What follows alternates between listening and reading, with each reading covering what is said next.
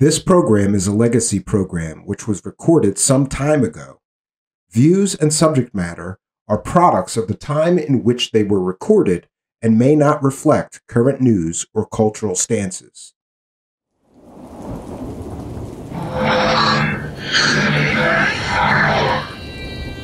Welcome back, my friends, and welcome to another intriguing episode of the Midnight Hour Show. As always, my name is Steven Colbern, and I'm your host into this journey into the unknown. Alien abductions, alien implants. What if it were true? What if all these people all around the world telling stories of being abducted by otherworldly beings were true? What if there was some scientific proof, some data that we could look at that proved that these people were not crazy, but were actually telling the story of their experience? What if their experience was true? What if there are extraterrestrial beings visiting planet Earth and stealing people from their beds at night, performing some kind of experiments, extracting DNA and other resources from human beings? What if it were true, folks? It's easy to discount some of these experiencers because many of them only have stories. And that's the problem that I've had with the whole alien abduction thing, is that most people who claim to be abducted by aliens have just a story. They don't have any proof. But tonight, we just might get to some proof. You see, I first heard about the man who claimed he had that proof many years ago. And I gotta tell you, I went down that rabbit hole. And the rabbit hole is called Dr. Roger Leir. Go Google it. Go on YouTube. Watch everything you can find on this guy. And maybe, if you're a bit like me, you will become torn. Because here's a guy who is a doctor, a trained surgeon. This is not some uneducated, stupid man who's running around making claims when he can't even verify the background like some people in this field. He was a respected podiatrist and surgeon. But like many things in this field, there's many layers to this onion.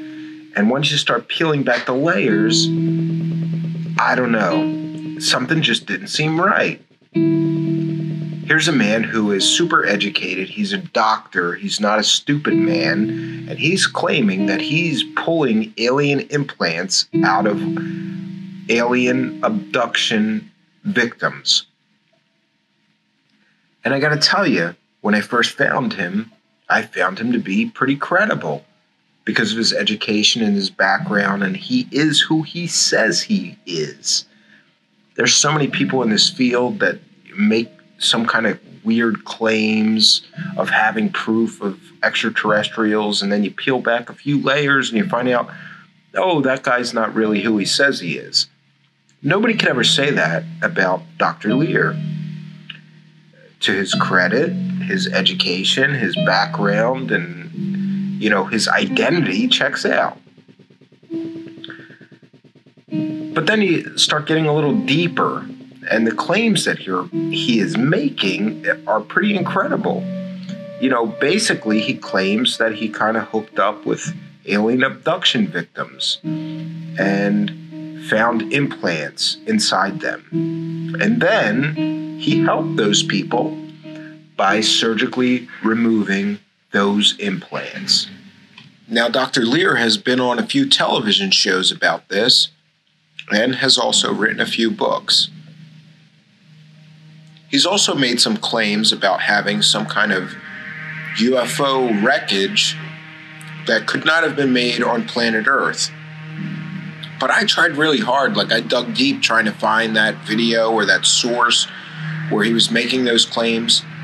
I'm 100% certain that besides the alien implants, there are some other claims from Dr. Lear about having some UFO wreckage that could not have been made on planet Earth. But somehow we never get the proof of that specific claim. Now, on the alien implants, some of it I find rather suspect because, you know, he's on an episode of a television show and they're like, look, it's this alien implant is putting out this radio data, but it's just him and maybe an assistant or something finding this, you know, using some kind of meter going, yeah, it's putting out radio waves. And then it didn't put out radio waves. So, you know, I don't know. Some of these claims are pretty crazy. And I guess kind of a data guy. Like, give me the data. Give me those meter readings. Give me a written report on them. But we don't get that. In fact, it seems that we never get that from Dr. Lear. What we get is some books that he's trying to sell and him lecturing at UFO conferences, always for money. He never did that for free, to my knowledge. But I could be corrected, and if I'm wrong, anybody can write into our show and let us know that he gave free lectures on finding proof of extraterrestrial life. To my knowledge, he's never given free proof of extraterrestrial life. It's always about, buy my book. Book me, and I will lecture for your group or your convention. And I also have to mention that Dr. Lear passed away not long ago. And it's terrible to speak ill of the dead, but in this circumstance, I think we have to clear the air. And, you know, I don't want to pull some punches because the man's recently deceased.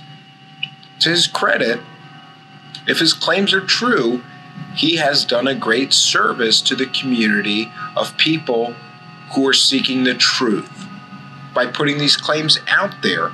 But my problem has always been, where is the evidence? Where is the written proof? Where are the lab analysis reports? I want to see them, and so does everyone else. And, you know, most people who are interested in this, and even people who are believers I've spoken to, who said, well, you know, these claims are great, but he's never put up the lab reports for all these claims that he's making. He's never published, you know, like a scientific paper. And being a doctor, you know, he had access to do that if he had the goods. And, you know, like I said, I'm so torn on this because I want to believe if this is really proof that these people are actually being abducted by aliens and maybe they put some kind of tracking mechanism into the victims, you know, I mean, that's a believable scenario. When we study sharks, ladies and gentlemen, when marine biologists study sharks, they tag them. And that's so they can find them again and check on them. And they go and find those sharks again, and they see where they have been traveling, what they've been eating, what they've been up to. And that, my friends, is what has always intrigued me about these alien implants. What if these extraterrestrials that are visiting Earth are just studying humanity? And those, I don't know if you could call them victims or subjects that they are studying, have been tagged, have been implanted with some sort of device to help the people studying them find them again and continue in their scientific exploration of the human race. And I gotta say that this is what keeps me interested in this phenomenon. Because, like I said before, folks, what if it were true? What if we could pull some kind of nanotechnology device, and that's what many have claimed these things are, out of one of those victims? What if we could analyze it under laboratory conditions and prove that it's a nanotech device hundreds or thousands or tens of thousands of years ahead of our own technology? What if we could take apart that implant and see how it worked and see what it did? What if we could prove that that implant could not have been made by the human race, but somehow it was found in the member of the human race? That would be earth-shaking, my friends. That would be the holy grail, I guess, of ufology, of everyone looking for proof of extraterrestrial life.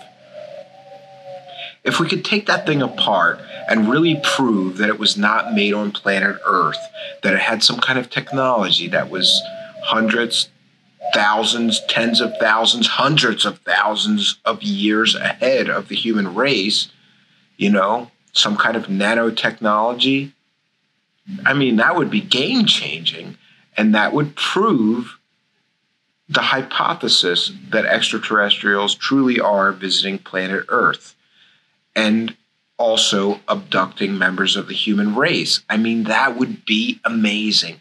That would be game-changing. That would be incredible. And that's what keeps me interested. What if we could really do that? But to me, folks, again, I keep on coming back to the torn part. I'm so torn about this because it's tantalizing, right? It's like, what if this was true? But nobody really has proven it. We get a lot of claims, and we get a lot of talk about isotopic ratios.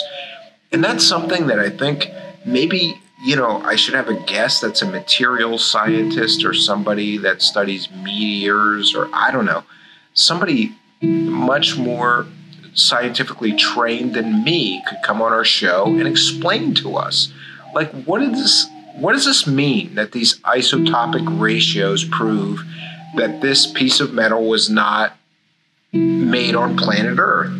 And more importantly, is this just a piece of a meteor? Or was this actually a manufactured item? I think that's very important to consider in all of this study into this phenomenon. And I have to say that the deeper I dug into this rabbit hole, the more that I thought we needed to find an expert in this stuff. Someone who is scientifically trained, someone who was, ideally intimately involved in some of this stuff. And I have to say, I was really sad when I heard that Dr. Lear passed away, because I always envisioned some grand moment when I would get him on my show and be able to really pick his brain. And sadly, of course, since he's passed, that's not possible.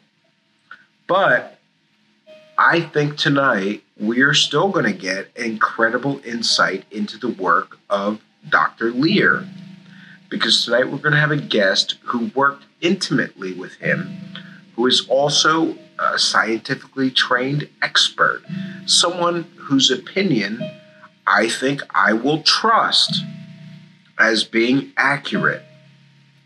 And tonight we're going to get to do that. We're going to get to go even deeper down the rabbit hole than most people get. I have to say that in my study of all these strange things, I feel fortunate because, some people may look into this and they kind of, all you have is what's on YouTube or the internet. But lately, I've been considering myself more fortunate than most, because I have this show and I have this microphone and I have an audience that wants to hear about this stuff. So sometimes, just sometimes, I'm fortunate enough to have some kind of access that most people don't get. Access to an expert or someone that can come into this rabbit hole with me and shed some light down that rabbit hole. I first heard about our guest tonight as being someone who worked very closely with Dr. Lear. And I first heard about that from a film by Extraordinary Beliefs. You can check out their website, extraordinarybeliefs.com. It's a film by Jeremy Corbell titled Patient 17. And it chronicles the story of the 17th patient of Dr. Lear. This is an amazing film, and I think everybody interested in this kind of stuff should go and check it out.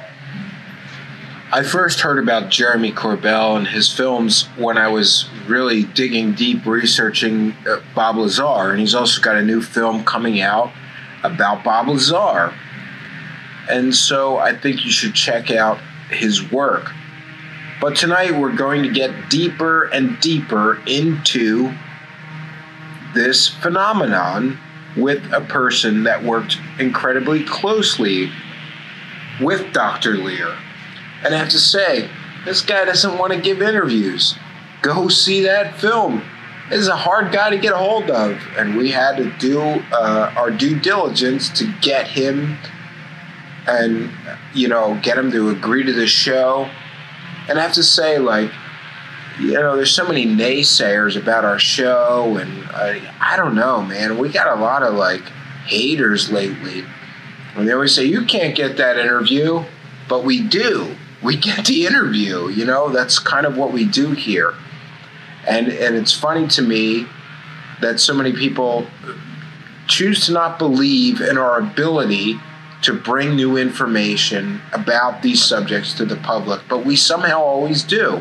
And tonight is no different, my friends. Tonight we're going to give you some good news stuff that you've never heard anywhere before, because that's what we do here on the Midnight Hour. We dig deep. And tonight is no different. Tonight we're going to dig deep into this subject, and we're going to give you new and exciting information that you've never heard before anywhere else. We're going to give you an incredible insight into this phenomenon. And I'm so proud of that. And I'm equally proud of my producer. I got to say, when I started to produce these shows, I was completely on my own. And it was really like the dark ages of the beginning of this show. And things were really tough trying to do all this stuff myself and do all this research and get guests and all this stuff. And since we have this producer, Richard Booth, I gotta say, the whole show has taken on a new elevated status. It's just gotten so much better with his influence. My producer got our guest tonight to agree, and that wasn't an easy thing to do. I want to thank him for getting us this incredible guest. He's done so much to help make the show better, and we want to publicly acknowledge that and thank him on the air for that. So thanks to Richard Booth, the producer of our show, for all of his efforts. Now on to our guest tonight. His name is Steven Colbern, and he was most recently featured in the documentary film Patient 17. He's done a few other show appearances as well. But I would think that most people would know him or have seen him or heard about him in that film. A little bit about his background, and I'm always interested in people's bio, what have they done? What have they accomplished? And Mr. Colburn appears to be an incredibly accomplished person and incredibly well educated. In fact, he was an Oxnard High School graduate with a 4.0 average. And I think one other thing speaks to a little bit about him, and that is that he was an Eagle Scout with 3 palms. I was a Boy Scout most of my childhood, and it's one of the big regrets of my life. I got the rank right before Eagle Scout, but I aged out before I could finish that last project and get that Eagle Scout. And I got to tell you, becoming an Eagle Scout is really difficult. It's not an easy thing to do. And I think that speaks a little bit about our guest tonight and maybe what kind of a person that he is. Also, he earned a Bachelor of Science degree in chemistry from UCLA in 1989. So his initial scientific background as a scientist is actually in chemistry. Next, he studied as a graduate student at UCLA in biochemistry. Next, in the mid-90s, he worked at Cedars-Sinai Research Institute in Los Angeles as a biochemist conducting genetic research. Next, he became the president of Neutron Star Nanotechnology from 2014 to present.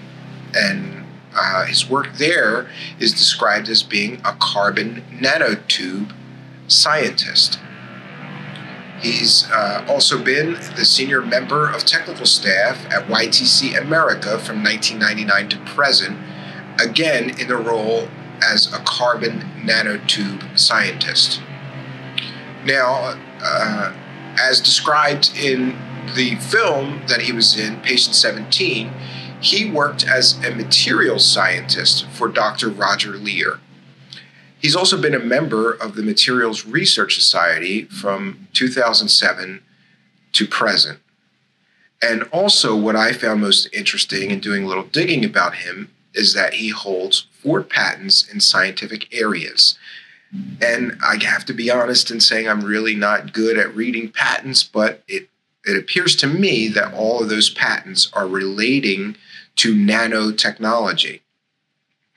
So, when we talk about these alien implants, or I would say alleged alien implants until I know more, I think there's no one better than this man to tell us, what are these things made of? What are they elementally comprised of? What is their function?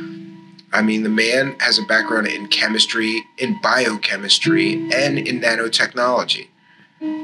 These little implants, if they're real and from, I don't know, an extraterrestrial intelligence, they're so small that to be at all useful, I would say, to whoever implanted them, logic would tell us that they would have to be comprised of some kind of super advanced nanotechnology.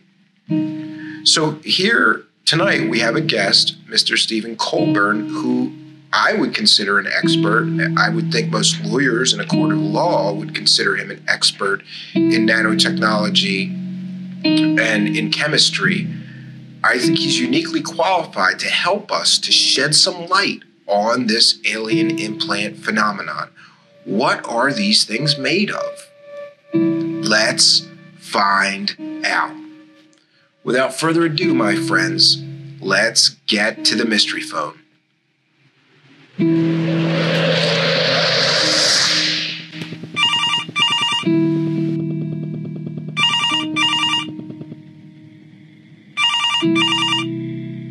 Hello. Hi, Mr. Colburn. Yeah. Hi, this is Right Steven from the Midnight Hour.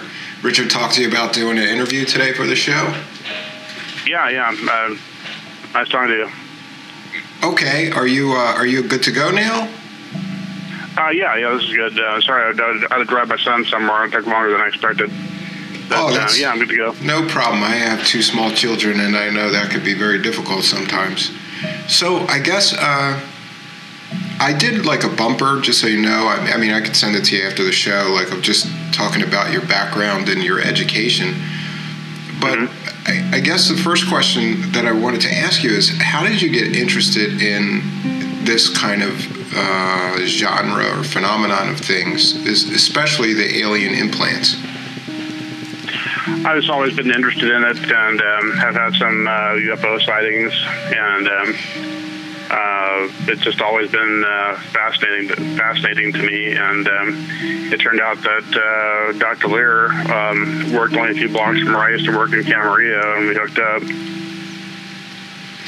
Okay, that was going to be my next question: is how did you meet Dr. Lear and start a working relationship with him? Yeah, I went in. Well, actually, I went in to see him as a patient once, and we started talking about implants. Yeah, he's really well known for that. That's been my experience. Like, I first heard of him years ago, like on a television show or something like that. So I guess, I explained to my listeners that your background, first of all, you have a bachelor's degree in chemistry. Is that right? Yes, that's right. And then after that, you were sort of, you have a big interest in materials science and are part of this materials, I'm sorry, one second. Yeah. You remember the Materials Research Society? Yeah, and I worked for about 16 years at a place called YTC America in Camarillo that did a lot of material science research for Izaki Corporation. They're mainly an automotive company, and we did some research on finding materials for conductors in copper, for wiring, and ultra-pure silica glass for semiconductor lithography use. Yeah, I was going to say, for the benefit of my listeners that don't really know much about material science, can you explain what that is to people? Because you've worked in it for a long time, but most people, when you think material science, I don't know, I would think like, okay, that's developing new materials, or is it studying materials that are existing, creating polymers and like mixes of materials? What exactly is material science? Material science covers a lot of ground. I mean, we have many different classes of materials that do many different things, and a big part of modern technology, or the cutting edge of modern technology, is developing new materials that can do new things, be stronger, conduct electricity better, give off light, or promote chemical reactions, or whatever the case might be. And in my case, I was working on a sol gel project to make ultra-pure silica glass first, and that... I know what that's for. I studied computer science. So I said I studied computer science, so I definitely know what that's for. Yeah. The ultra-pure silica glass was supposed to be for drawing circuits onto it and photographically reducing that image down onto a silicon chip to etch the silicon chip to put in the various dopants that make it into a silicon wafer with micro components.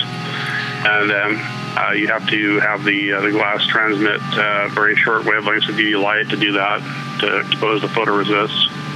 And they wanted a fluorinated glass with high transmission and as low an impurity content as possible. We got down to like 50 parts per billion total metallic impurities. Wow. And about 1,000 ppm fluorine content. And it was highly resistant to radiation. It did not, you could expose it to several million rads of X-rays. It did not change the transmission much. So it would have been good for spacecraft use, or use in nuclear reactors, for instrumentation ports, stuff like that. And it was a near net shape process where you could make a liquid, pour it into whatever shape you wanted, gel it, dry it, and sinter it, and it would retain the shape of whatever container you cast it into. Okay, I see that you also were. I'm sorry. Go ahead. After that, I did a lot of work on carbon nanotubes. Yeah, I was just going to get to that. I see that at some point you started a nanotechnology company, and you were it says nanotube scientist. Can you explain what a nanotube is to our listeners? The most stable form of carbon, there's several forms of carbon, but the most stable form is called graphite. I think most people are familiar with it as pencil leads. Mm-hmm. That's my only experience. That's my only experience with what graphite is. But I know that they use it in hundreds and thousands of different uses, right? It's kind of a dark, lustery material, and it's in the form of microscopically. It's in the form of sheets of carbon atoms that are double bonded together, kind of like a hexagonal chicken wire type arrangement. And those plates of carbon atoms, sheets of carbon atoms, are stacked one on top of the other, and strong van der Waals forces hold them together. So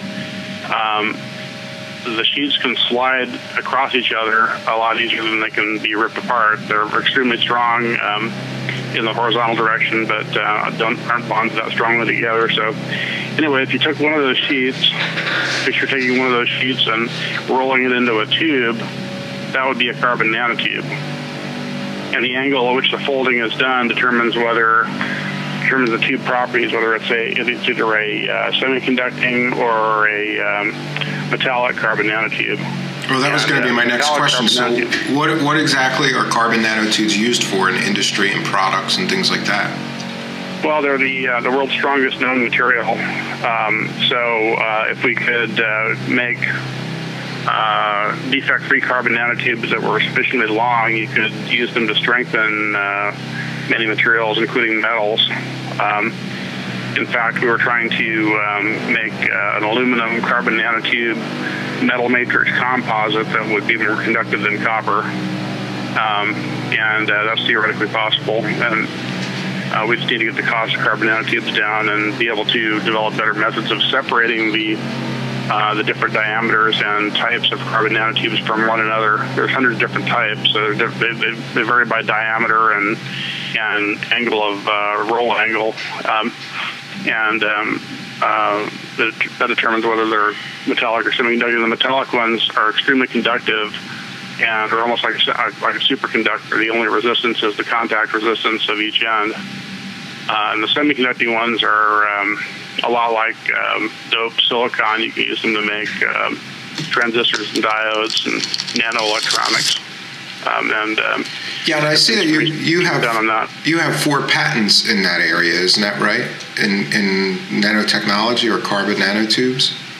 Yeah, the one I'm the most proud of is a process to put just about any desired metal inside carbon nanotubes, or to put nanoparticles on the outside, or both. There's a force called the Casimir effect that sucks in material to the inside of even a very small diameter carbon nanotube. Like with it's a quantum mechanical effect, 0-point energy effect. If you took 2 conductive plates and put them very close together, then the 0-point energy is all around us, and there's an electromagnetic component of that. And between 2 conductive plates, the component of the 0-point energy that has a wavelength longer than the separation distance between the plates cannot propagate in the gap. So, in theory, then you have a higher pressure pushing on the sides of the carbon nanotubes inward, or pushing on the sides of the plates rather inward than you have from the inside. So there's a force pushing the 2 plates together, and that in fact turns out to be demonstrable experimentally, and it also applies to a tubular conductive object like a carbon nanotube. So with a carbon nanotube that's about a nanometer in diameter, or about 10 atoms across, there's approximately 3 million atmospheres pressure trying to push stuff into the center. So you can open up the ends of carbon nanotubes with reagents like bromine, for example, and the stuff will just, whatever's in the solution, that's going to rush in there. And if it includes the substance of interest, then you've got it inside the tube. And our research, we did mostly metal ions, and then reduced those metal ions later with hydrogen to metal inside the tube.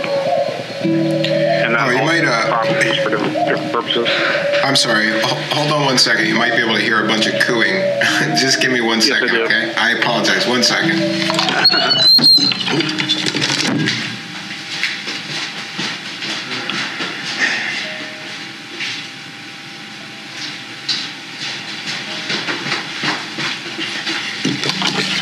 Okay, I'm sorry about that. I can cut this out, but I should explain that my normal studio, I'm moving in 16 days, is all packed up, and I'm in a basement with a bunch of doves, and I forgot to shut the light out. Oh, wow.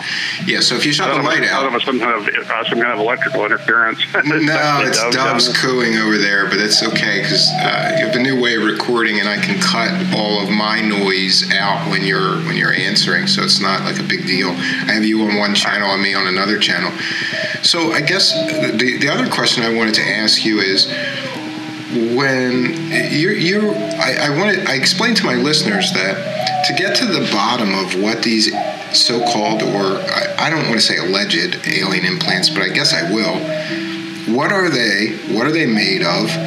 To get to the bottom of that, I wanted to talk to somebody like you, and honestly, I think you're the most qualified person I could possibly find, because number one, you have actual physical experience with them, and number two, because of the background that you've been talking about, you've been working with materials and chemistry and nanotechnology and the stuff that you're doing. You're the perfect person to explain to our listeners, what are these implants, what are they made of, what is their function. And I guess the other question I would say is, you've had access and seen tons of different materials and ways of creating tiny materials, like when we talk about nanotechnology. So when you started seeing these things and analyzing them, had you ever seen anything like that? No. Some other people that also participated in the analysis commented that they'd never seen anything like it either. They are apparently sophisticated nanotechnological devices that are beyond civilian science for sure. And the typical implant is usually in the extremities of a person that has reported alien contact, and most of them are cylinders about maybe 4 millimeters long by a little less than a millimeter in diameter, and covered by a gray membrane that appears to be altered proteins from the blood plasma, because it's somewhat conductive, and proprioceptor nerves grow into the objects. And below that, there's a piece of metal that's mostly most cylindrical metal that's mostly meteoric iron. The trace element pattern in the object from patient number 15 indicated that it was from a class of meteorites, nickel iron meteorites called hexahedrites. That was derived from the trace element pattern and the ratio of gallium to germanium. So that would indicate that it was not terrestrial. It was not from Earth. No material. No, I mean it was definitely meteoric material. And, what does that mean, meteoric material? It means it came from a meteor? Came from a meteor, yes, a nickel iron meteor. And but this is what I don't understand. Why would somebody construct some sort of technological device and use a meteor as the source material? Well, if aliens are doing this, then meteoric iron would be a material that they had access to in abundance. It would be very cheap to them. That makes sense. And was there technological effects, or were you guys able to at all determine what the function of these things were? No, not for sure. We've speculated about their function. They give off radio signals, we know that, so they're devices of some kind that are powered somehow. Dr. Kuntz, one of our colleagues when Dr. Lear was alive, thought that they were powered by zero-point energy, by some sort of interaction between the phonon modes of the metal and the magnetic field that these things have. They're usually magnetized with at least a 10 to 20 milligauss field, and which is quite powerful for an object that small. And the metal is covered by a layer of that almost looks biological. It looks like like bone or a shell coating like mother of pearl. There's a lot of calcium and silicon in it, and it shines like mother of pearl under the microscope. And there may be some enzymes in that to cause the formation of the black membrane I described. And below that, inside the metal, there are carbon nanotubes. Surprisingly enough, it was like a real synchronicity that I got to study these things and was studying carbon nanotubes at my job. These carbon nanotubes are embedded in the metal and presumably form the electronics of the device. This seems like old technology to the aliens. We're just in its infancy here. Well, that's pretty amazing. But when you say they are putting off radio waves, do you mean that they're transmitting radio waves? Yeah, apparently so. They're not always transmitting, but about 10 to 20% of the time they seem to be transmitting radio signals.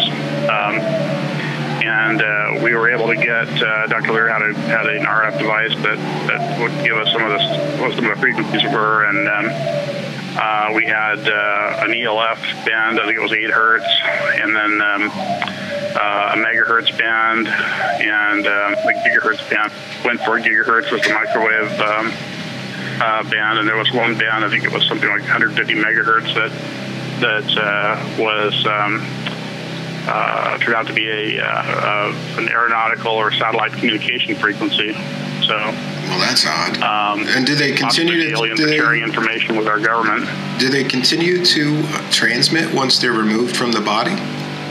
No, once they're removed from the body, the transmission stops. So either the power source is interrupted when you remove them from the body, or more likely the signal that allows them to transmit is derived from the nervous system. And the other question that I have that I think is important is that when somebody, how are they located in the body? Because I did have one question because of this film, and I've seen use of a stud finder. And I have to tell you, I'm not a scientist or a doctor, but I have a stud finder, and I thought that was odd that the one of the ways to detect where they are in the body is the use of a stud finder. Can you explain how that works or why that was used? A stud finder is a small handheld metal detector that is designed to detect nails inside walls. So Dr. Lear came up with the idea that perhaps he could use them to find implants in the body, and it indeed works quite well. Okay, now that makes sense. I didn't know how a stud finder worked. I have one. I thought that it was like some kind of sonar, and it would find a beam in the wall that you're looking for. I didn't know that it was any kind of metal detector. Now that makes sense. They either detect most of them detect a conductive object, and some of them are designed to detect magnetic objects as well. But the more common ones are designed to detect a conductive object, like metal.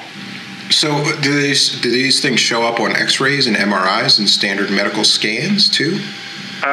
Yes, they do. They sometimes show up on X-rays. The aliens seem to have a method of altering the devices so that they did not show up on X-rays. Dr. Lear has seen them disappear off X-rays during the middle of operations before. Wow. We saw it on patient 17, as a matter of fact. And I doubt the devices work in that configuration, or they would keep it that way the whole time. But they can at will apparently make them undetectable to X-rays. But from what limited data I've got, they do seem to also appear on MRIs. And I don't know if they can make them invisible to MRI or not.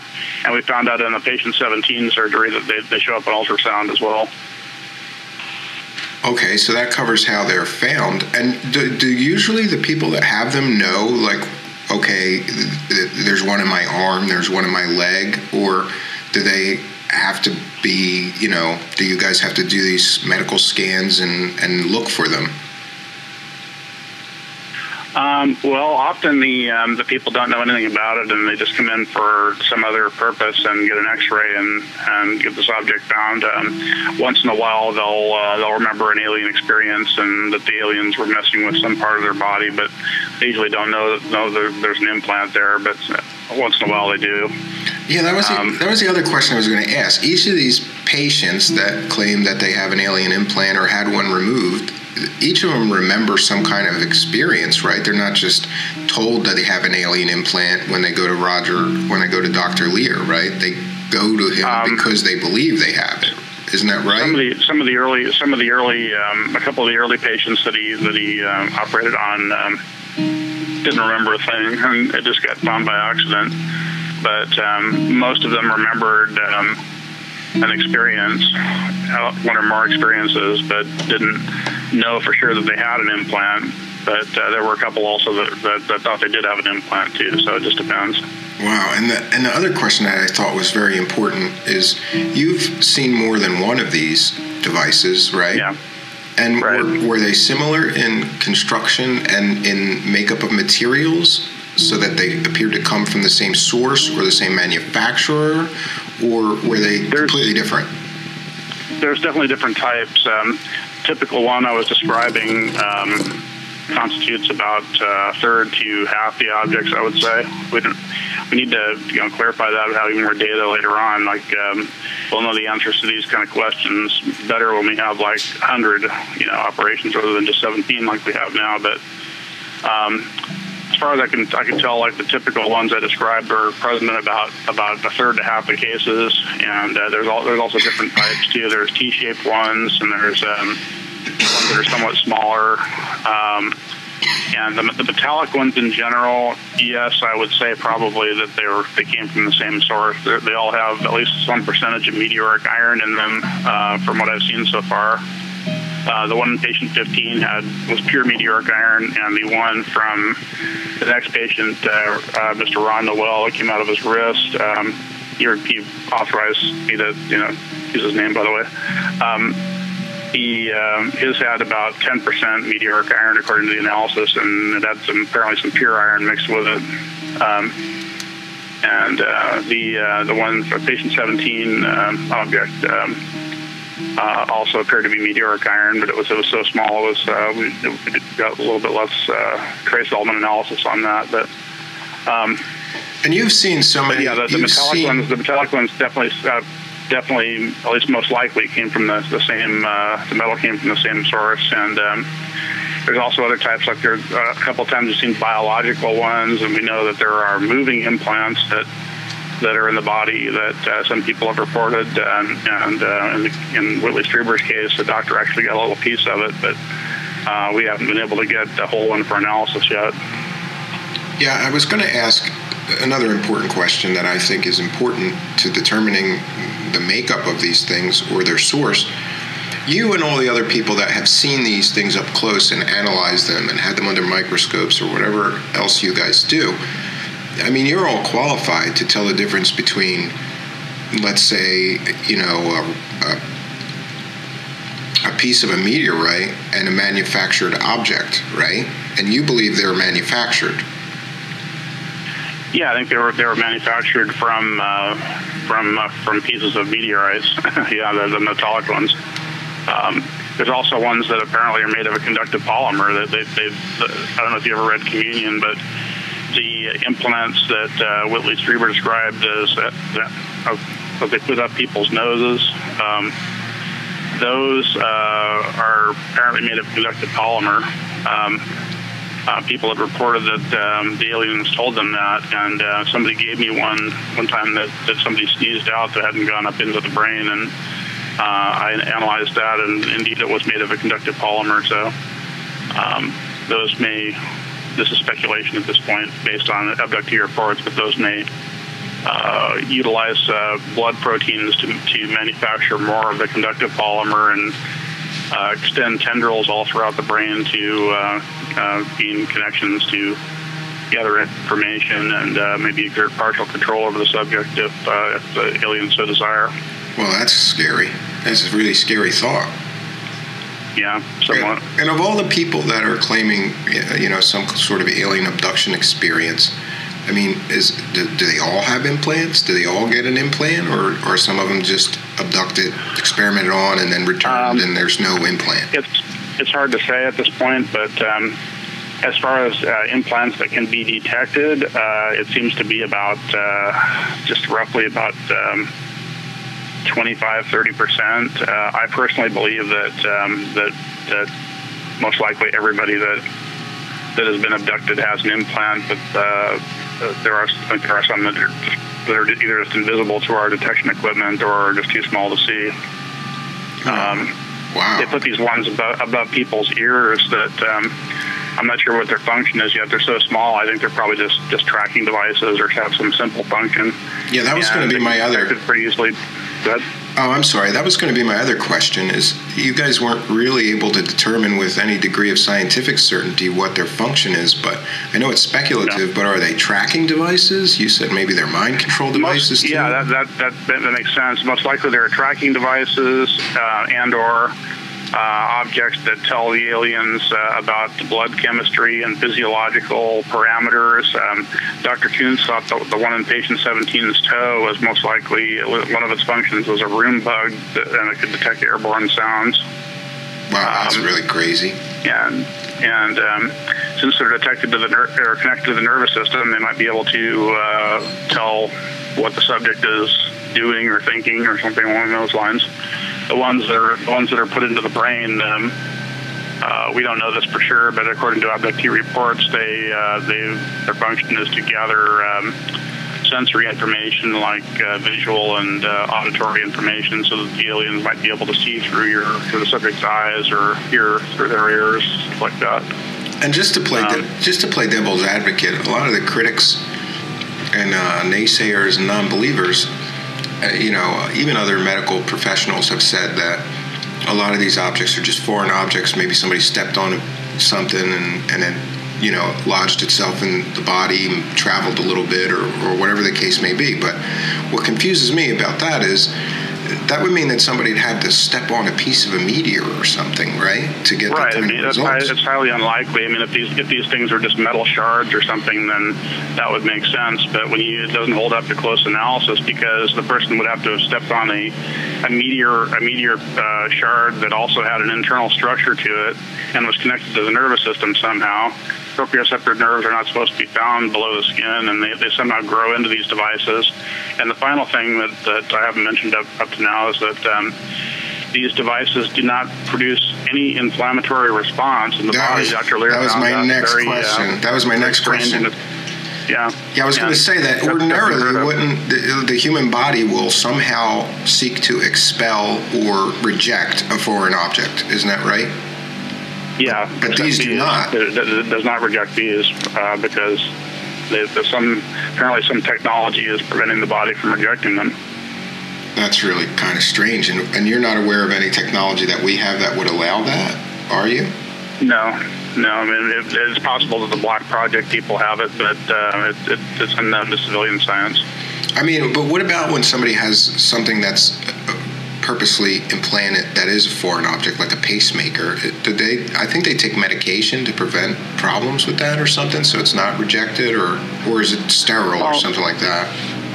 Sometimes I think that they do. I'm not familiar with exactly the procedure to do pacemakers, but I gather that it does sometimes cause problems. Inflammation does cause problems, but it's just not enough to warrant it being a showstopper and the device having to be removed. But I think it does produce some inflammation and discoloration and alteration of the tissue in contact with it. I've seen breast implants, for example, that were taken out of the human body, and they're dark in color as if the body was trying to attack them, and there's residue left on them, and obviously some interaction was taking place. There's no interaction taking place between the body and these devices at all. And then another question that I've always wondered and never got to ask anybody is, if these are alien implants, and let's say Dr. Lear removed an implant from one of the patients, that was especially one of the patients that was reporting some kind of abduction experiences. So he goes to Dr. Lear and he has the implant removed. Do those abduction experiences stop after the implant is gone? No, I've never heard of a case where the abductions have stopped after the implant was taken out, but I have heard of cases where the aliens put in a new one or put in one that the person thought to have a similar function at a different location. Wow, that's but no, really I've never heard of a case where they've stopped as a result. That's really, really wild. So there's been 17 people that Dr. Lear has taken these out of. Do you know, most of my listeners are aware that Dr. Lear has passed away recently. So I guess I wanted to ask you, what happened to all this material? Or what will happen going forward with it? The material is still in where it can be studied. I don't want to go into exactly what happened to it, but no, that's understandable. Some of the pieces are available for study at this point still, and Dr. Lear would have wanted that, and I think we're going to set up to do some more therapies in the near future, and I just need to find a doctor who's interested in performing them, and source of funding as well. I mean, money is difficult to come by these days, but yeah, I mean that was going to be my other question. Is that isn't it really, really expensive just to have like a piece of, let's say, metal, for example, analyzed to determine its elemental makeup? Like, what does that cost on average? It costs $500 to $600 to analyze for every element in the periodic table that they can analyze for. There's some they can't analyze for, like volatiles, like iodine and sulfur, for example. But to analyze for like all metals and non-volatile elements costs about $500, and if you want to do isotopic analysis at the same time, it's $50 an element. Yeah, so my point was that it's not prohibitively so. Yeah, but my point is it's kind of expensive for somebody to just do it on their own without funding. And you guys have done that without funding, right? Like, you guys didn't have a funding source that was just paying for all this, did you? Yeah, I paid for quite a bit of this out of my own pocket, and Dr. Lear did too, and he got a few donations, not a lot. And we definitely need to have a funding source. I'm hoping to get my nanotech company up and running. I mean, I've got it started, but I need to actually get a place of business and get sales going and everything to get that off the ground. And when that happens, then we'll have a source of funding. Yeah, I guess the other question about materials with regard to Dr. Lear that's very important to me. I looked for the source of it. I'm still looking for it. I can't find the actual source, but I'm sure that I had seen Dr. Lear on a show, like a documentary or something, and in that specific documentary, he wasn't talking about implants that he had in his possession. He was talking about UFO wreckage or metals that he had that were reportedly or allegedly from, Yeah, I've got some of that too. Yeah, Dr. Lear had I went out to the San Augustine, New Mexico UFO crash site and got some material from there and was given some by Chuck Wade and Art Campbell. Can you tell us about this? About the site for a long time, and Dr. Lear actually had a piece of what turned out to be ultra pure silicon that was allegedly part of the Roswell wreckage. Wow! And that's now in your possession? I've got a very small piece of it that I broke off for analysis and didn't use all of it. Well, that's what I was. It comes back to my question, though. That's what I was saying. The piece is now with his estate or his wife. I don't know what happened to it. Oh yeah, that's what I was going to come back to. Is like, if he had pieces of UFO wreckage and now he's passed away, I mean, I was just very curious of like what's going on with all those materials and who has them and what's going to happen to them, or they're just going to be lost to history. Well, the only piece of UFO wreckage that I'm aware of that Dr. Lear had was that piece of silicon, and the vast majority of it is with his wife, and she seemed hot to like sell off a lot of his stuff. So he probably sold it. She probably sold it to somebody. I'm not sure who, but I've got a piece that a very small piece that I could do some analysis on in the future, but I did do trace element analysis on it and Raman analysis on it. And what did that show? What's it again? And what were the results of your analysis on that piece? The results were that it was ultra pure silicon, but the trace elements were different than the trace elements that would result from an earthly manufacturer. It's different than commercial ultra pure silicon that's widely available. Like it's got silver in it, for example, and that doesn't happen with commercial ultra pure silicon. I think that's rare earths in it too, and it's somewhat more pure than commercial ultra pure silicon. It appears different. It's got kind of like a golden luster rather than a blue luster like the commercial stuff. Yeah, I have seen that. Like I said, I studied computer science. I've seen like the block silicon that they make the wafers out of and things like that, you know, for chips. But I have never seen any like you describe. And then it had a curve on one side that the former owner took to a lab, and they determined it had been exposed to extreme heat. And the curve was such that the initial chamber, if it was part of a chamber at one time, would have been about 10 meters in diameter. And they speculated that this might have been the coating of the outside of a fusion reactor or a zero-point energy reactor that would turn the heat and radiation directly into electricity. Oh, that sounds kind of like the Bob Lazar information. Yeah. He remarked on stuff like that too. Wow, so besides that material and the implant material, you mentioned the St. Augustine UFO crash. Can you talk about that? Yeah, this is the St. Augustine crash material is mostly strips of aluminum. Some are very thin, and one of them is about a 1/16 of an inch thick, and has kind of an interesting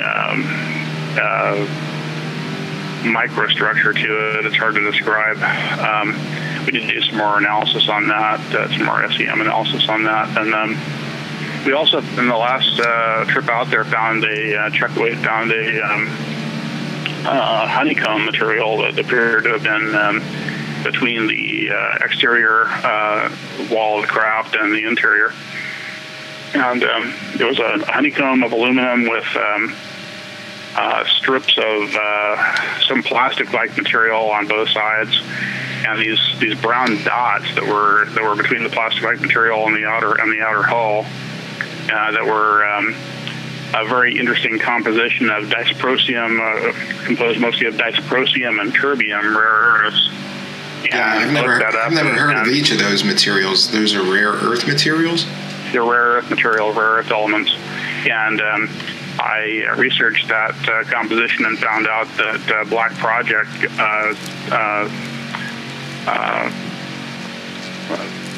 projects have used that composition to make actuators that turn electricity directly into mechanical motion. So perhaps those dots vibrated the outer skin of the craft in such a way that to create an anti-gravity effect. Some people have remarked on certain frequencies creating an anti-gravity effect. Found it to be very interesting. Yeah, I could imagine. And that is a material that you've never seen in any other form, right?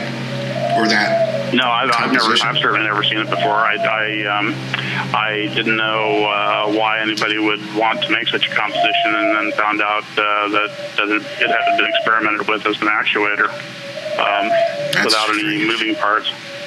That is definitely strange. And these components that are allegedly from crashed UFO craft or recovered UFO craft, is that what you, after your analysis and having them in your possession and studying them, is that what you believe they are, from an alien spacecraft?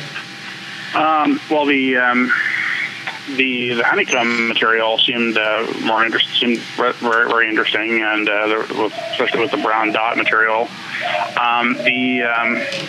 The aluminum materials, the strips, were they had an unusual composition, and it was not what you'd expect from aluminum in 1947. There were some rare earths and a little bit of uranium and thorium and niobium and other elements that you wouldn't expect in commercial aluminum. Their physical properties were not too impressive, so that kind of threw me a little bit. But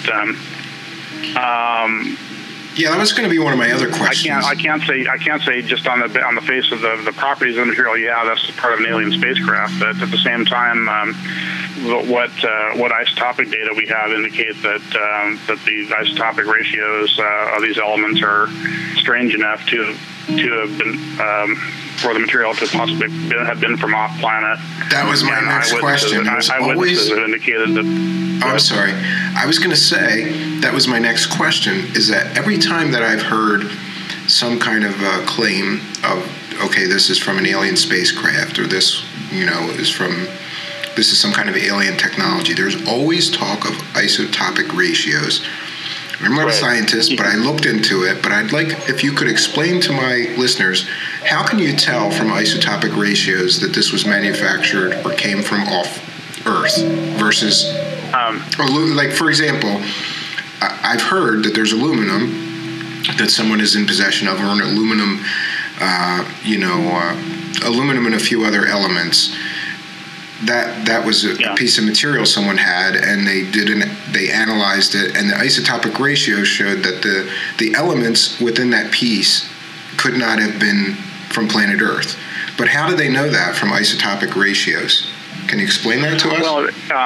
Well, every element has different isotopes, different nuclei with the same number of protons, which determines the chemical properties of the element mostly, but different numbers of neutrons that make the mass number different. So some elements have only one stable isotope, but others have a number of stable isotopes, and the ones that have more than one stable isotope have a certain pattern of or certain ratios of these stable isotopes that's like a fingerprint of this came from Earth.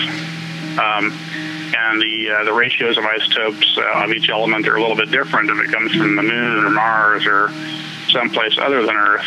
And we don't have a lot of data yet, but what data we do have indicates that with a lot of these crash debris samples and implants, the ratios are often like way off.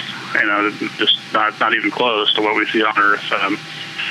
So if those results are accurate, and I think they probably are at this point, but we'll have to get more data to be absolutely sure, then these materials may have not only come from outside the Earth or off the Earth, extraterrestrial, but maybe from a different part of the galaxy entirely. Either that, or they were exposed to a very high flux of high energy particulate radiation, protons or neutrons or something like that. And that can change. The isotopic ratios. Yes. Wow, that's really tantalizing. Like if you put a piece of aluminum or steel or something into a nuclear reactor, even if it didn't make it radioactive, it could change the ratios of stable isotopes of some of the elements. So either way, though, it's not an ordinary piece of material. Wow, that's really tantalizing, and this is why it's always fascinated me so much, the idea that we might have already in our possession the smoking gun that may prove that someone from another star system visited us. Yeah, the government knows all about this stuff, and whatever people believe, they're definitely concealing a lot of information that they know about this stuff from the public.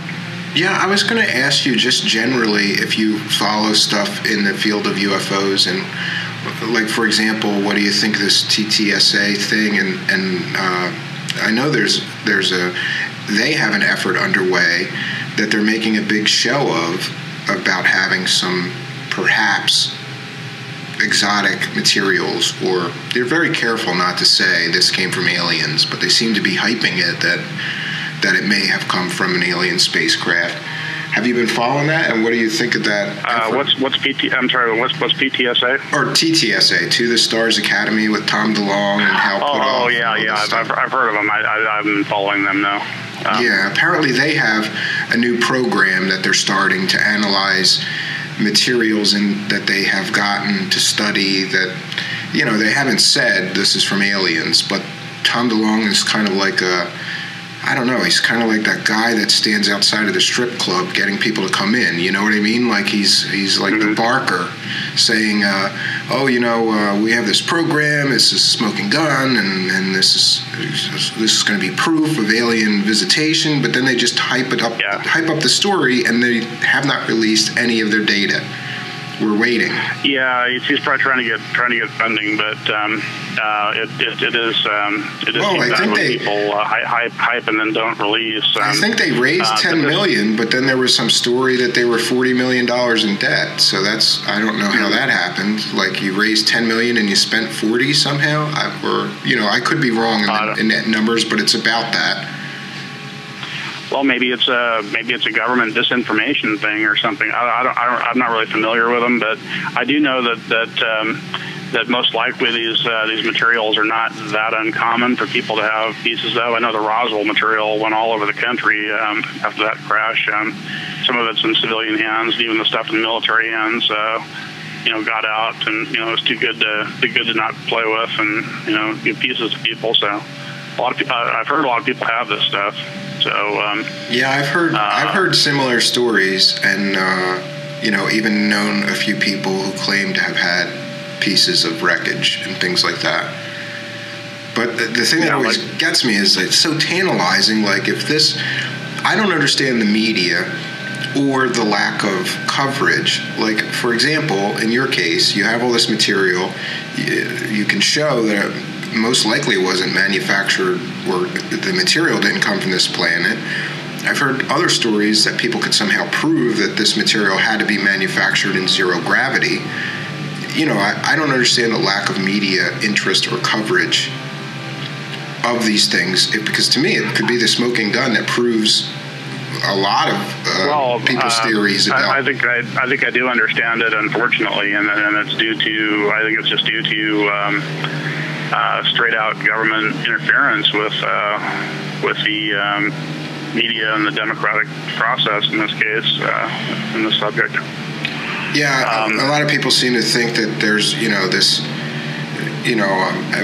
Most people are familiar with like Majestic 12 and this kind of thing, and they're covering everything up. And I'm not sure what to believe, but I can use my critical thinking, and I could imagine that if I had access to some technology that was, 10,000 or maybe 100,000 years ahead of human technology, I'd probably want to keep that secret and see if I could figure it out and use it in some way. Yeah. Well, that is reportedly what they're doing. They're trying to gain an edge over their adversaries by getting alien technology. And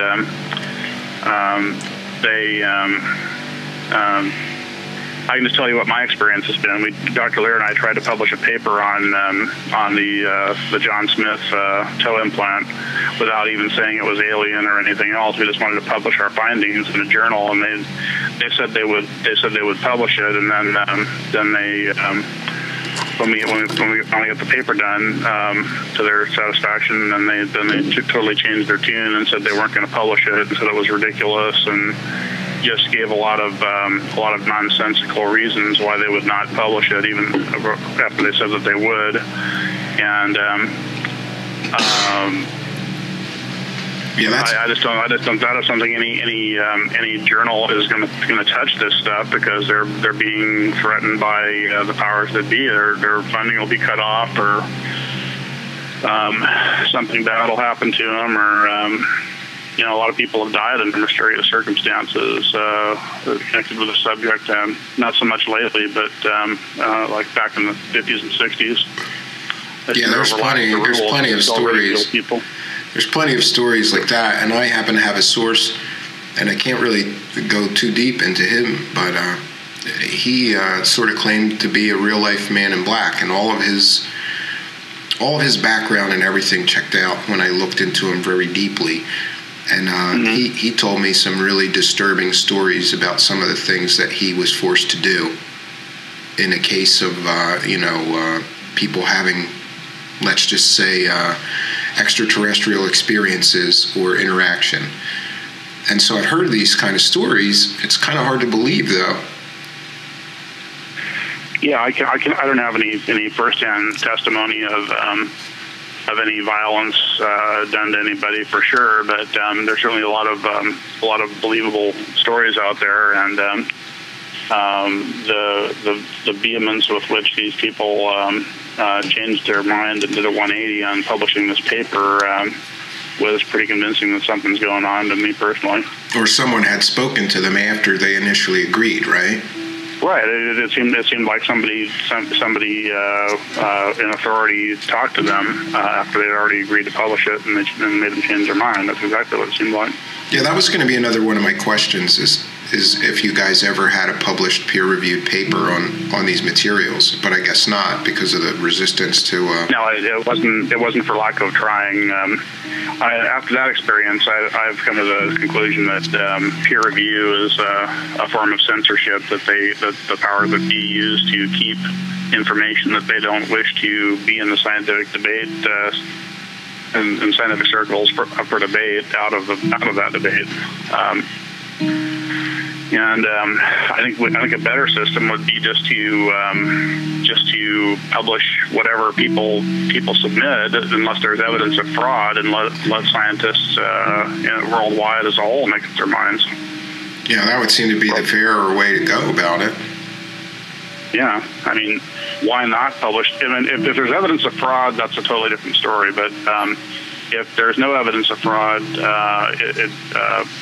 why not publish it? It may be some breakthrough. And, a lot of people don't realize that breakthrough science often does seem ridiculous to people at first, to other scientists at first, because they don't know all the facts. It's new based on new principles they haven't studied or haven't heard about.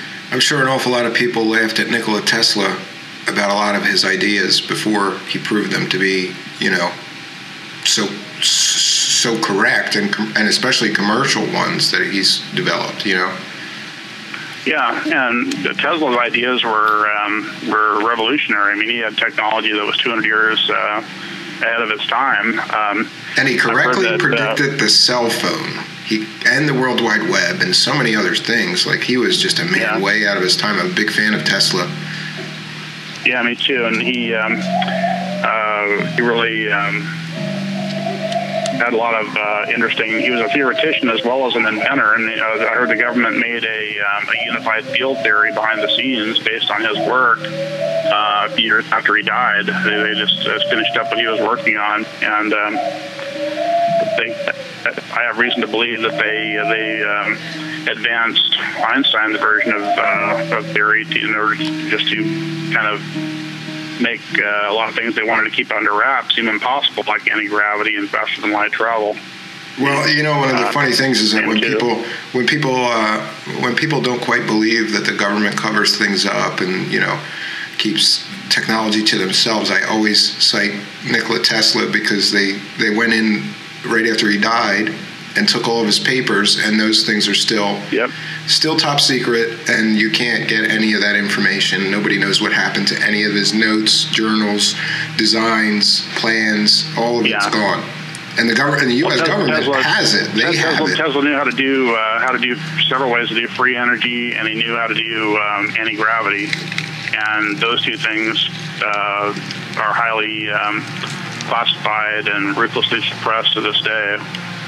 Do you think that those two things are really, really closely linked? Because it seems like they go together. When somebody talks about one, they're often talking about the other one. Like these craft may be running on zero-point energy and have an anti-gravity propulsion system together. Like those two things somehow related? They're all, in order for those things to be possible, it has to be based on, there has to be an ether, a space-time fabric that's full of energy.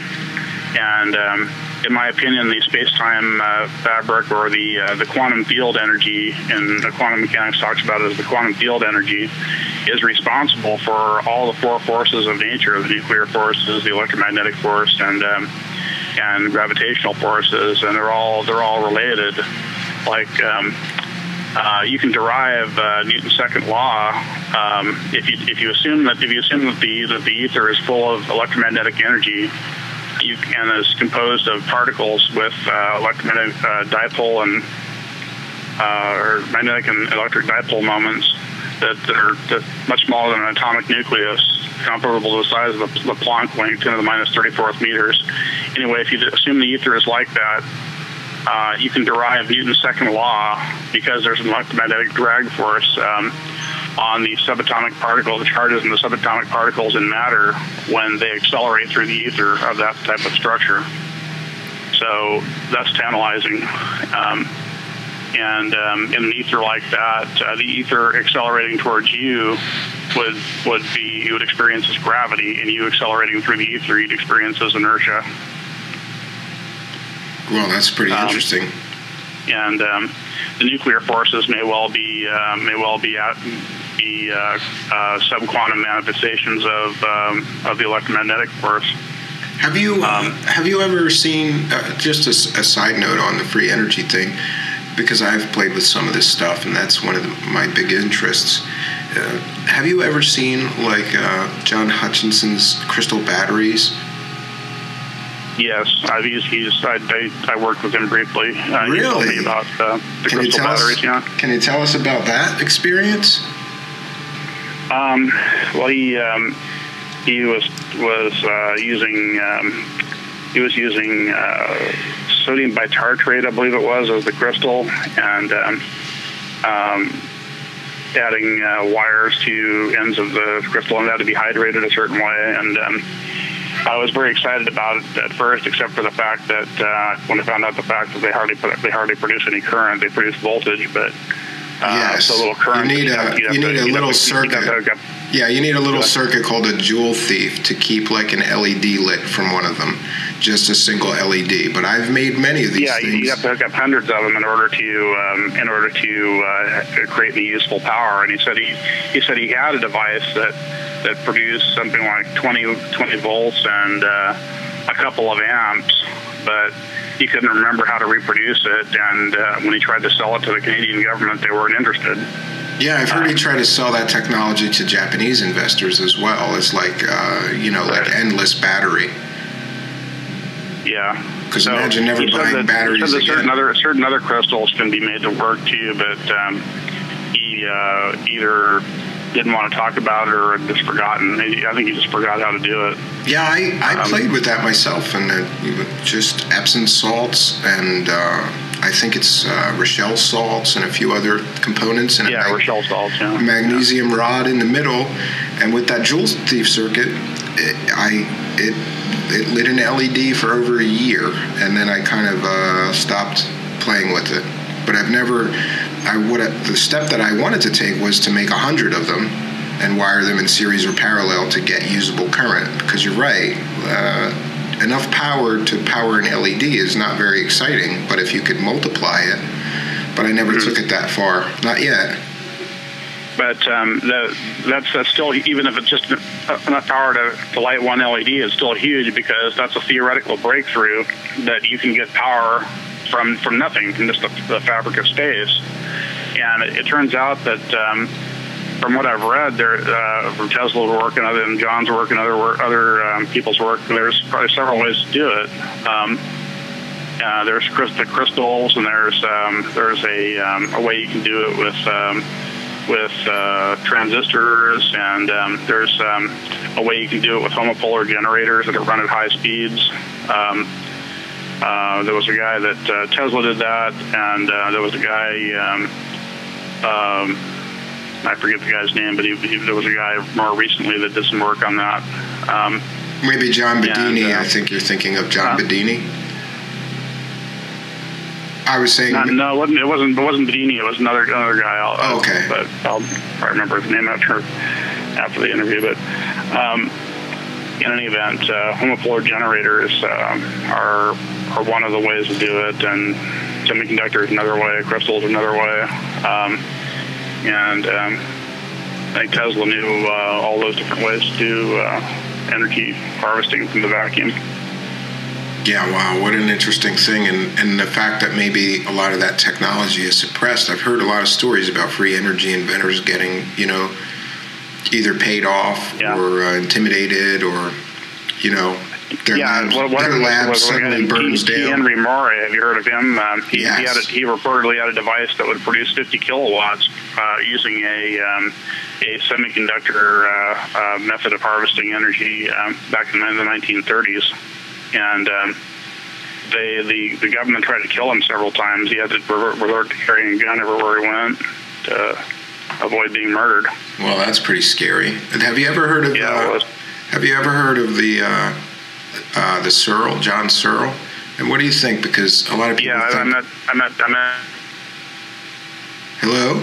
I met John Searle, and I analyzed his device, and it's basically a fancy homopolar generator with several rings and rollers to it, and so I think it probably worked to generate energy. And the anti-gravity effect, he claimed that there was a Russian Academy of Sciences experiment that indicated that it worked.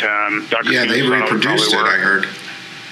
Yeah, they reproduced it. So yeah, I think it worked. But his claims to have made a working spacecraft with it, I'm not sure I believe that. Yeah, I don't know. There's a lot of things that indicated that I knew somebody that basically made a model for him, a non-working model that he ended up using in videos to show people, like, here's how this works, but it didn't ever work. He was never able to reproduce it, a working model.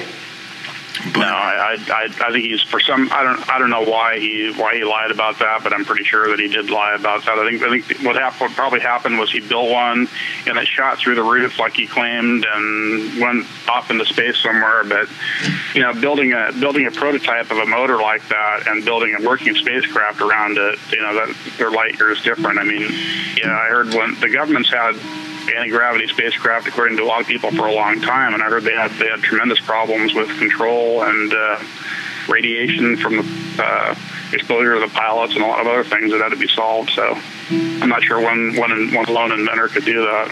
Well, it's always been interesting to me that those things are always sort of talked about together, like you explained, like free energy and anti-gravity somehow go together. It's the same forces. It's kind of like electricity and magnetism, Yeah, it's all interconnected,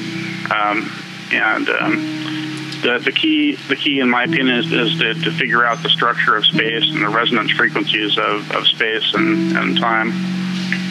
And do you think that your experience with any of these exotic materials in your possession has gotten you any closer to understanding something like free energy or something like anti-gravity technology? Have they given you some clues? I think I have a partial understanding of it from reading about the experiments of the older inventors and talking to John Hutchinson and reading Tom Bearden's material was very interesting. I think he's very familiar with the classified. I'm not sure if he's still alive or not, but I think he was very familiar with the classified literature on the subject based on his publications. And what can I ask you, because I'm a little bit skeptical of John Hutchinson and some of his claims. I'm not sure that Richard explained to you, but I happen to be a stage magician and have been for some long time. And some of his videos I could fake very easily in my basement by turning a camera upside down. And one of the things about Hutchinson's that's always bothered me is that he has this incredible effect, but then he can't reproduce it when he's asked to. And that kind of... Well, he had taken all that stuff down and sold it to the Germans by the time I started working with him, and I didn't work with him very long, so I never saw the effect produced. But based on the circuit diagrams he showed me, and based on my own theories, I think that it probably would have worked. And he said when he had it set up, he could reproduce it at will, but he can't do it now. I've seen him use these sonar or some kind of transducer devices to move objects, but I've never seen him reproduce the floating effect. So that's always given me kind of like, well, I can't speak to that. When I was there, they were trying to neutralize radioactive material with scalar waves, and I was quite frustrated because we saw some positive effects or some strange effects on a couple occasions, and they would refuse to try to reproduce the experiment. So I don't know what was going on there. His wife, especially, was most uncooperative. Yeah, it's kind of like just a tantalizing thing. Like every once in a while, I because of my experience with those crystal batteries, which absolutely work. Do they produce a lot of current? No. Just enough to run an LED. But that was tantalizing enough for me. And to be quite honest, I've had a lifelong interest in science, and because of the things that I do in magic, I'm pretty good with chemistry and some other things. I make my own sort of special effects devices and stuff to help with the shows.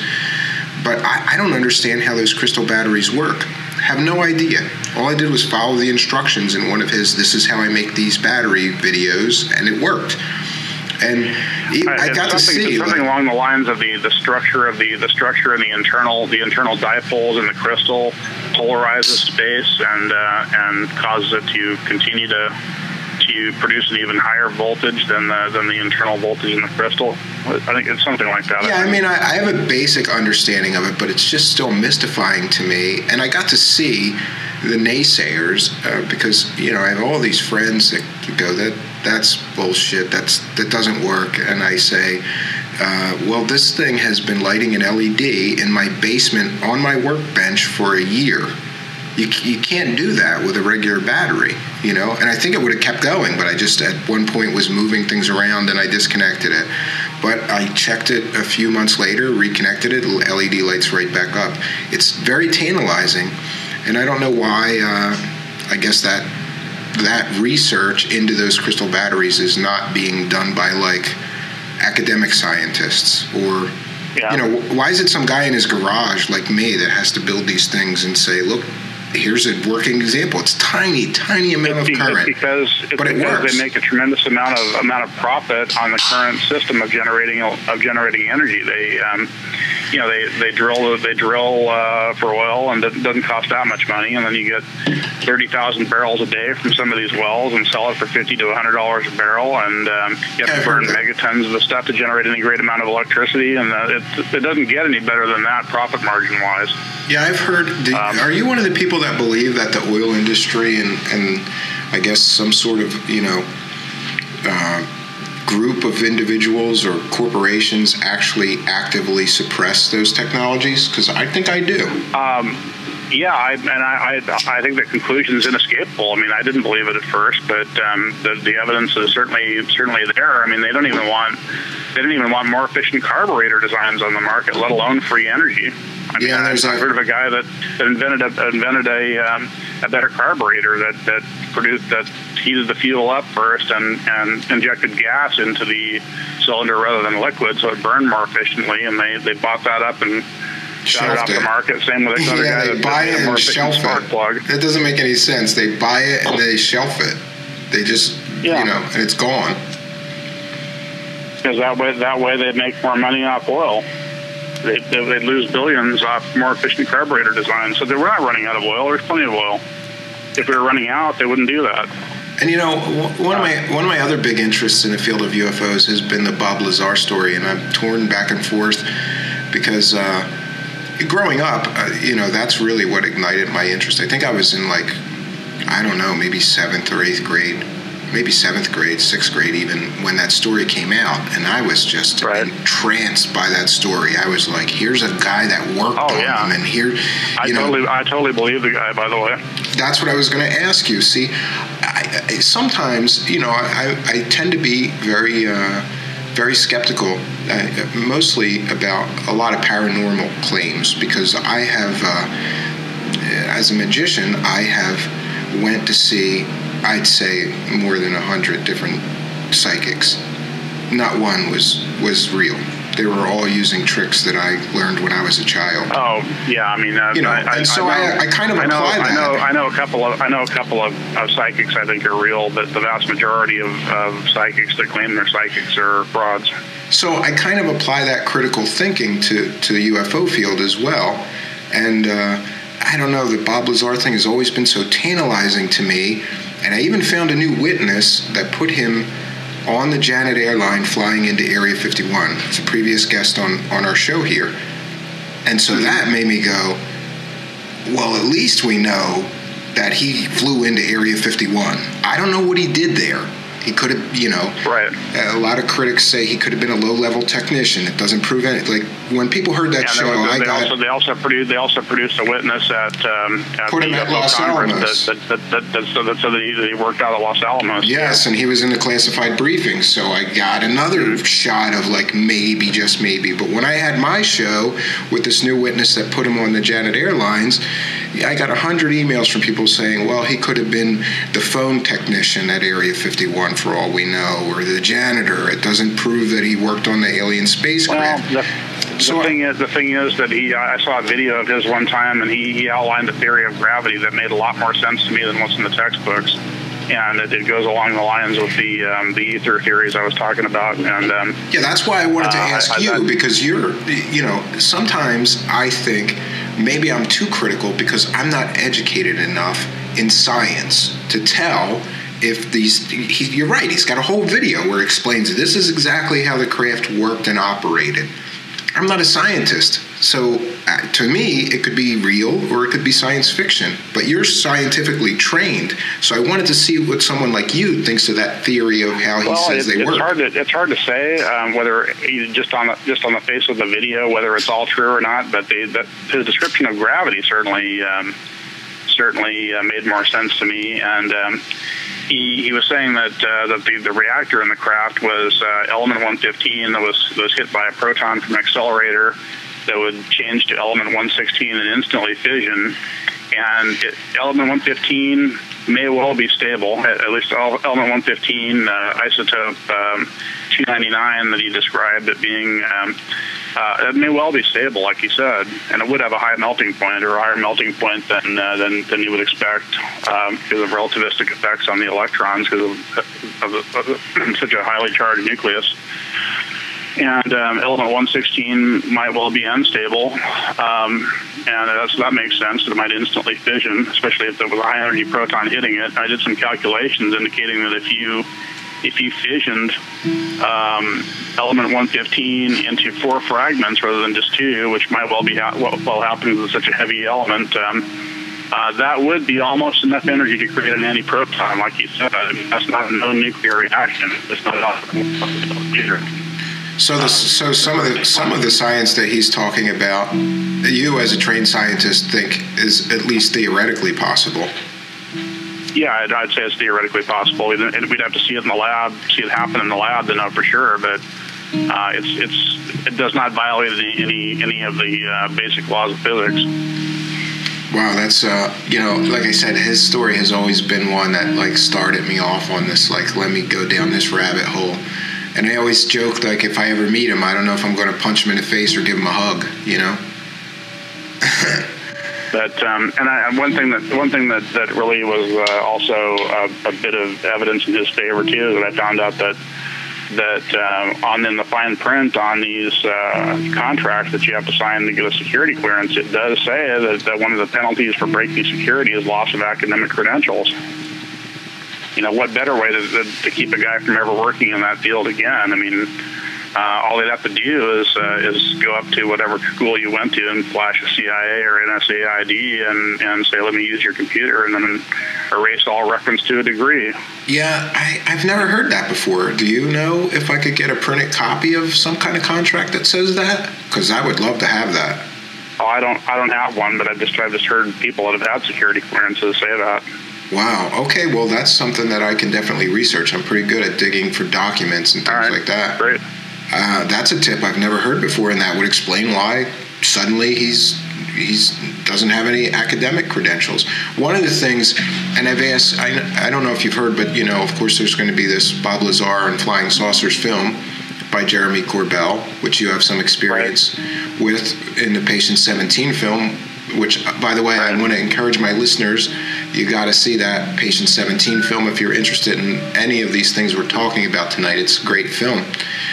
One of the things that I've been kind of pushing Mr. Corbell to do is ask Bob Lazar for a copy of his thesis, because here's my thing on the Bob Lazar lack of education. He should have that if he really has a PhD. Even if should have a copy of that still.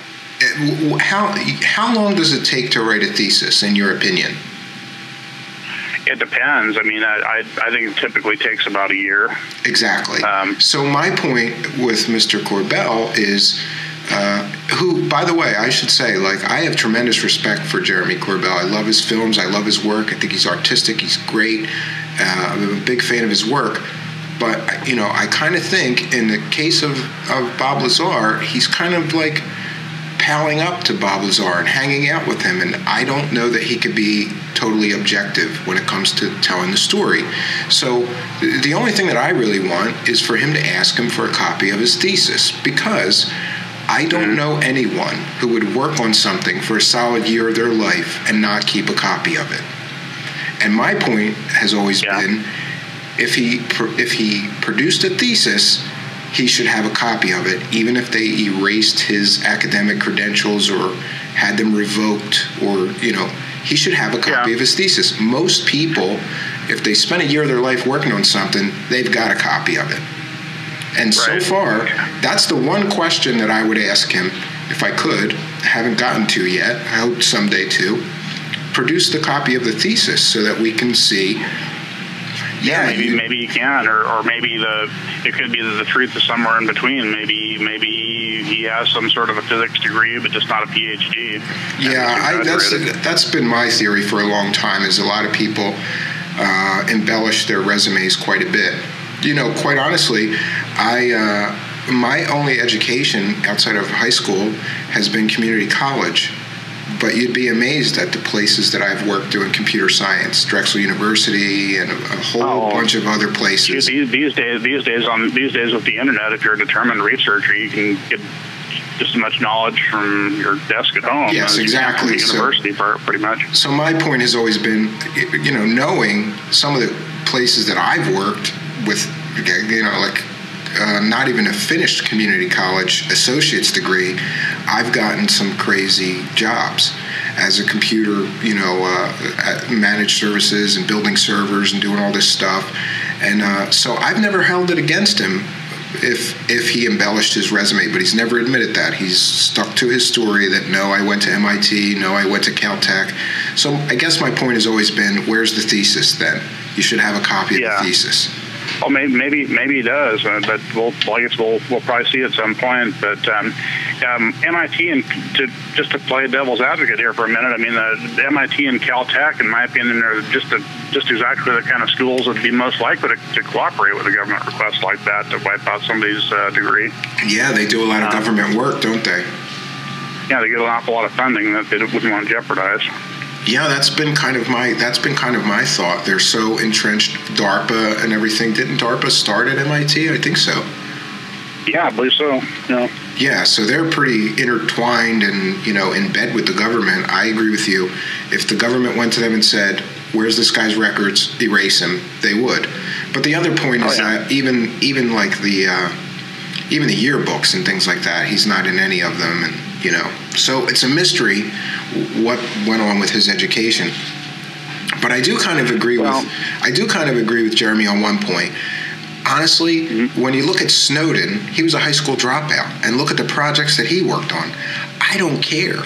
I don't care if he never went to MIT. I don't care if he never went to Caltech. I care if the story about the technology is true. Formal education is a bit overrated, especially these days, and it's not. Just to show you with Snowden that it's not what you know, it's who you know.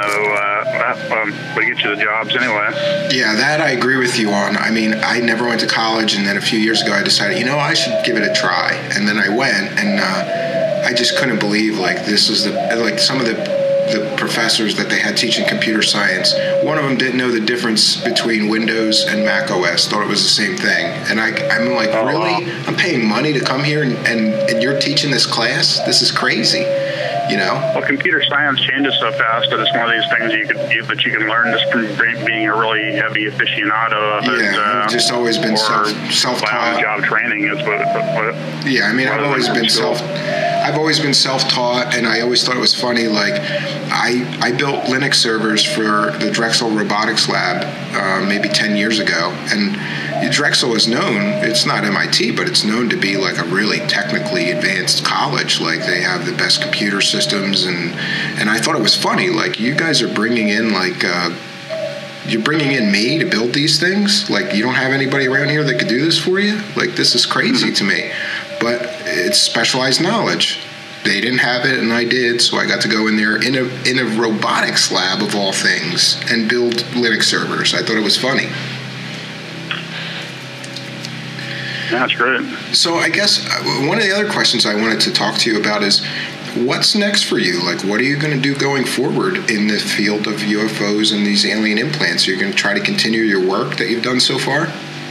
Yeah, I'm going to try to. I've been kind of on hold for a while because of lack of funding and having to deal with fallout from my messy divorce that may have had something to do with government influence. I know my ex was working with government people for a while there, and so maybe I suspected they were funding part of the divorce. I've never seen it. I don't know how she got all the money to do what she did otherwise. And, they were bugging my telephones, and she was getting all kinds of information on me and stuff. And so just a lot of weird stuff happened. And so you think you were like under surveillance because of your work on these things? Yeah, I'm pretty sure of it. I've been followed around and bugged and such. And followed around? Did you see the people following you? Yeah, I've definitely seen people following me before. Were they like government types? Like Men in Black kind of thing? It's usually just people in white vans, or it could be any type of vehicle. But if they turn as you turn and all that, you can just definitely tell they're following you after a while. But mainly it's people in white vans. It's not Men in Black, but the Men in Black that they describe are mostly, in my opinion, NSA agents, because they reportedly have jurisdiction over alien activity in the U.S. The source that I mentioned was a military intelligence officer, and later NSA. That's who he worked for.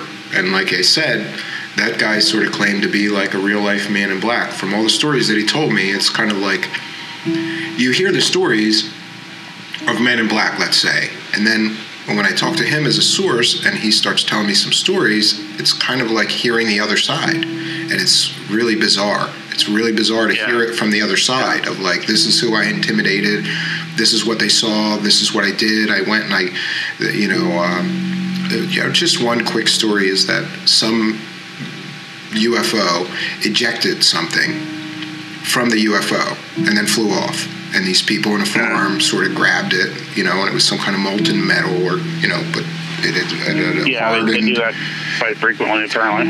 And this guy intimidated the hell out of them, threatened them like crazy, and took the object. And it's weird to hear it from a different perspective. And I hope someday to get him to talk more. But, guys, the most paranoid man I've ever met in my life. It's weird. The most what? The most paranoid man I've ever met in my entire life. I mean, really paranoid. And he's in his 70s, but he is incredibly cautious, incredibly paranoid, and, very, very careful. And it's almost like a comic book trying to meet this guy and speak to him. It's weird. It's really strange. Yeah, I bet. It's reported also that in addition to the NSA agents being Men in Black, that the aliens have their own security squad too. That's not seen as much anymore as it used to be. That is made up of hybrids or androids or something made of that wear brand new black suits and black top hats and fedoras. And fedoras. Yeah, you've referred to them too. I take it. Mm-hmm. seems really strange to me. You know, I guess one of the other things I wanted to ask you, and I ask everybody this question that's been following this kind of stuff for a while or interested as deeply, especially people that are deeply interested, in all that you have read, seen, and experienced, why do you think they're here? If they are here. Well, I think that this is based on interviews with about 200 people that have done implant scans on, and talking to people at conferences and such, and all I've read and everything. And for what it's worth, in my opinion, I think they're here to mine the Earth and the Moon for elements that are not common where they come from. Titanium and gold being two of the elements that I think they're after. And cobalt. Some people say they're after cobalt too, and I think they're here to mine, if you want to call it that, also DNA from humans and animals, and they're engaged in a program to create hybrids between themselves and humans, and have allegedly succeeded in that. That's a scary rabbit hole to go down that I've been down. We had Barbara Lamb, who's wrote that book, Meet the Hybrids, recently. But I'm not sure. I'm not sure. She actually asked me for some information on what I knew about hybrids for that book. Oh yeah, I didn't know that. You know, I was kind of skeptical of her book. I read it, and it sounds good. But to me, it reads kind of like science fiction, and I kind of challenged her to get any of these people that claim to be a hybrid to submit to some DNA analysis, and I offered to pay for it, and so far my phone hasn't rung, and I don't think it will. I think that there's no real evidence yet, but I think there soon will be in the form of DNA testing, because it's getting better and better and more and more precise. Yeah, that was my point with her. Is kind of like, well, these people are claiming psychic abilities and that they're half alien or something like that. So I would think that even Ancestry.com cheap DNA test would show some kind of weirdness in their DNA if they submit it to even that, but none of them will. 23andMe does a more sophisticated analysis, and I hear it's actually cost effective now, or not prohibitively expensive, to sequence the entire genome. And in order to for sure find out if the aliens did do some work on somebody and alter their DNA, in order to find out what they did, you'd have to sequence the entire genome. Yeah, that could be pretty expensive, though, right? It's pretty expensive, but it'll soon be a lot cheaper. And in the era where we can do sequencing the entire genome cheaply, which is coming up in probably 10 years, I think a lot more evidence is going to come to light that there are hybrids among us. But that's just speculation at this point in time, as you say. Yeah, and I guess the other question that I've been asking everybody that's interested in this field is just about everybody that's familiar with the aliens that claims abduction says that's what they're working on. So that's hard. That's a large body of anecdotal evidence that's hard to ignore at the same time. Yeah, definitely a lot of circumstantial evidence. I've heard a lot of claims like that. I guess the other question that I've been asking everybody recently is that in the past year or two, there have been a lot of claims that disclosure is coming anytime soon, or that there's a slow trickle of disclosure, or that we're being acclimated to get ready for disclosure. And so anybody that's really been following these things and has an interest in these things, I've been asking, do you think it's coming soon, or that we're being acclimated, or they're getting us ready for I think we've been being prepared for a long time, and I think that they've tried to disclose a couple of times and changed their minds, or other people in the government have overruled the people that wanted to disclose.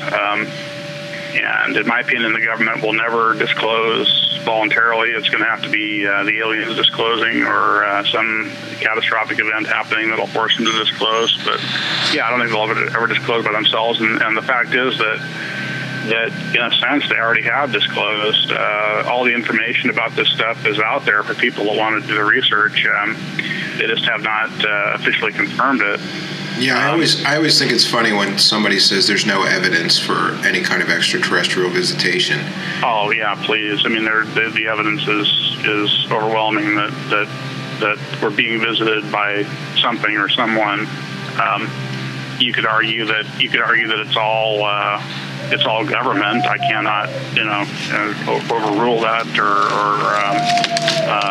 refute that totally. But there's a lot of evidence that the physical evidence and the abductee reports point to at least some of the craft being alien.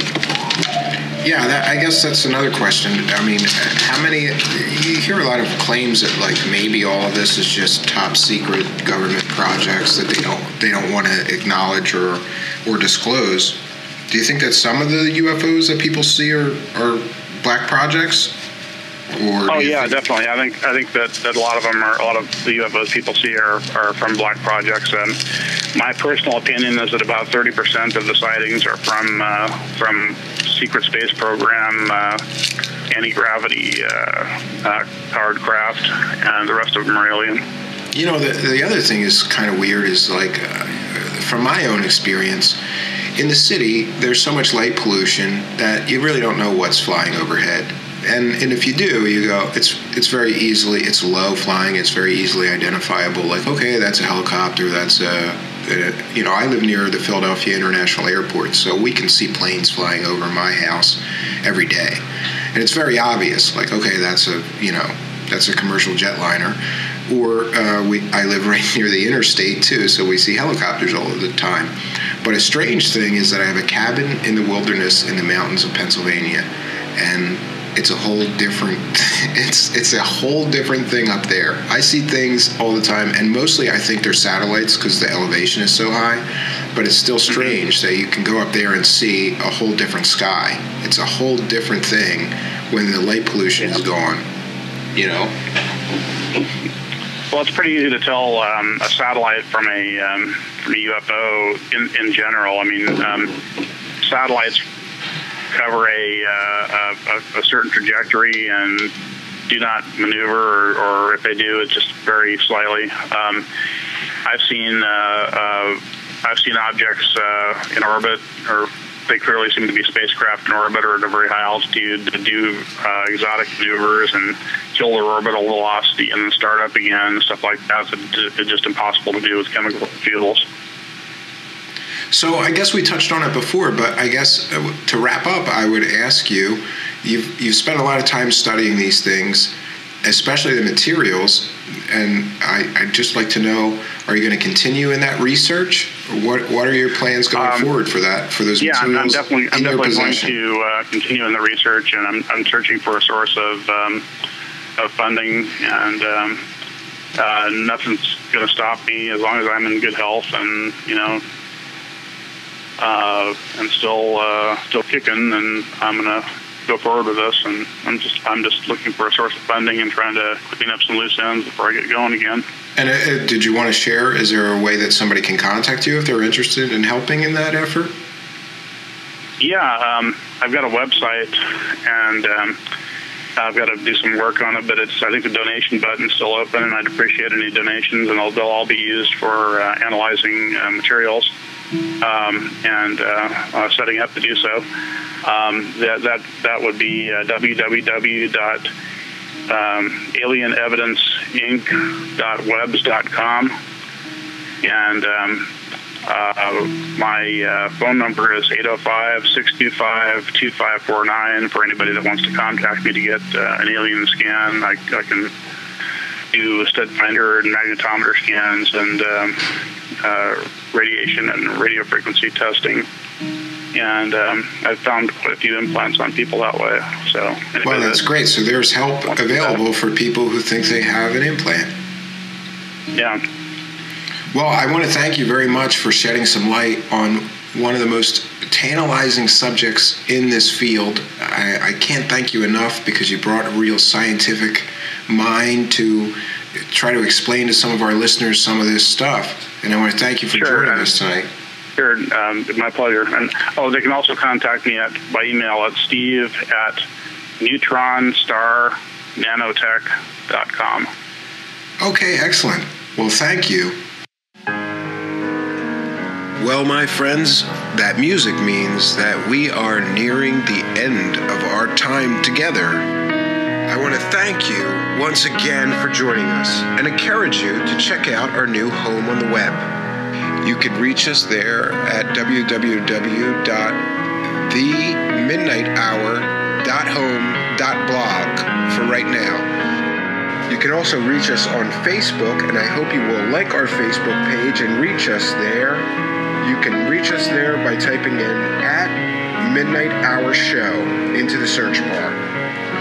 You are also welcome to email us at midnighthourradioshow@gmail.com. We love hearing from our listeners, so please don't hesitate to contact us.